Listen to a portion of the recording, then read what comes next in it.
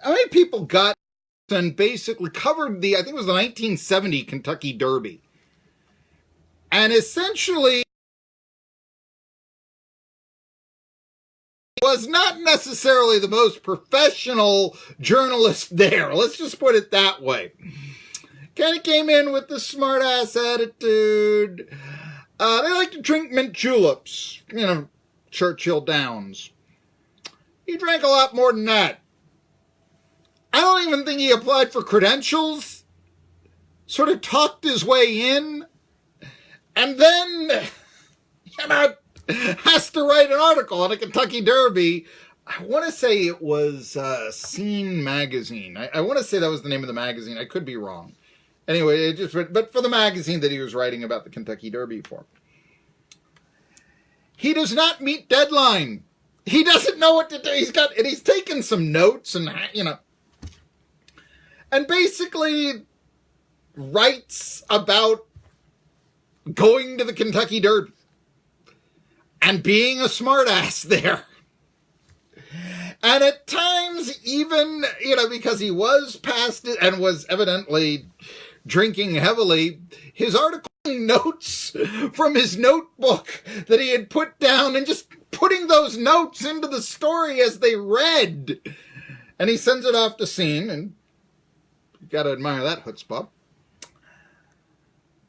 The story is extraordinarily well received because it's so, I guess, avant-garde. Created Hunter S. Thompson a whole new style of journalism. The name of the story, you can go online and read this, I'm sure. It's got The Kentucky Derby is Decadent and Depraved. Hunter S. Thompson. 1970 Kentucky Derby. The ESPN did a 30 for 30 short with it where he's got Sean about that question of, and all this. But yeah, the Kentucky Derby is decadent and depraved. You got some time? Hey, that's what you do. You read that story, right? Okay, you listen to the ball game here on 1420 WEMB Sports Radio or jetbroadcasting.live of Unicoi County and Johnson County tonight at 7:30, district playoff game. And then next broadcast. Yeah, a huge media story. Sinclair has bought Disney's sports networks in a $10 billion deal. Folks, remember who told you Jason Witten was going to fail on that? Remember where you heard that. And I got the guts enough to sing. And leading cheerleader parties. There's a reason why we call 1420 WEMB Sports Radio, why we brand that as real sports talk, not cheerleaders, Instead of singing Rocky Top for the umpteenth millionth time.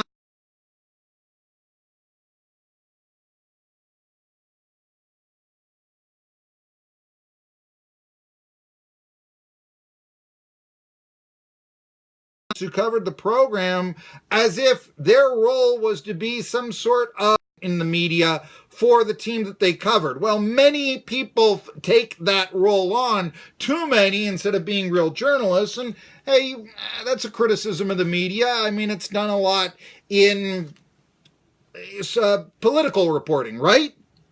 I mean, you kind of know when you turn on Fox or CNN or MSNBC or Meet the Press or something like that, that maybe, I think, with sports media, except here, right? Except here.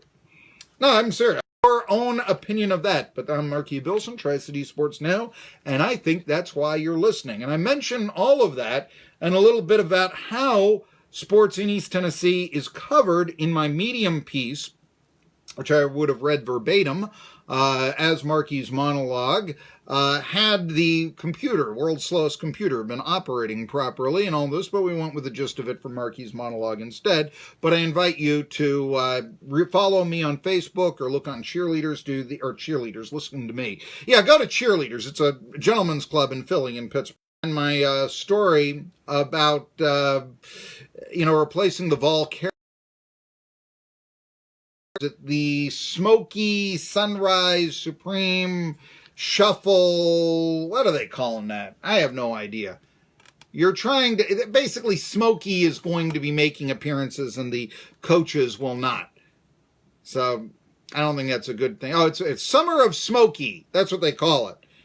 They're actually talking about him visiting all 95 counties in Tennessee. That's better than the Vol Caravan. I call it Summer of Smokey, no, Summer of Dodging Questions.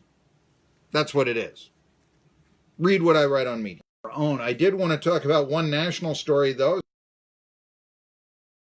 Such, Sinclair will buy Disney sports networks in a $10 billion deal, according to Wall Street Journal. The Sinclair Broadcast Group, the largest U.S. broadcast station owner, has reached a deal valued at more than $10 billion to buy 21 regional sports journals. The Wall Street Journal, Disney agreed to sell the networks after the U.S. Fox Sports networks that provide sports programming for regional and local markets. So, Fox Sports Tennessee, that sort of thing, I've always enjoyed those. I know that when I lived in Pittsburgh, I never watched SportsCenter. I always sports, I guess it became Root Sports, that sort of thing.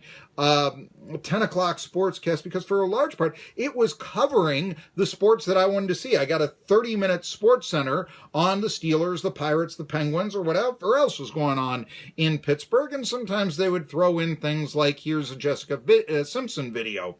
And not really, but, they'd have some fluff in there. Yeah, they once showed Beat right there anyway, Maybe I ought to come up with something a little bit more contemporary than Jessica Simpson and such. Anyway, it's interesting. I'm reading the comments, and a lot of people think that Sinclair is very right-wing. So I'll ask you, could we now see, just like we do in literal political divide in our sports reporting?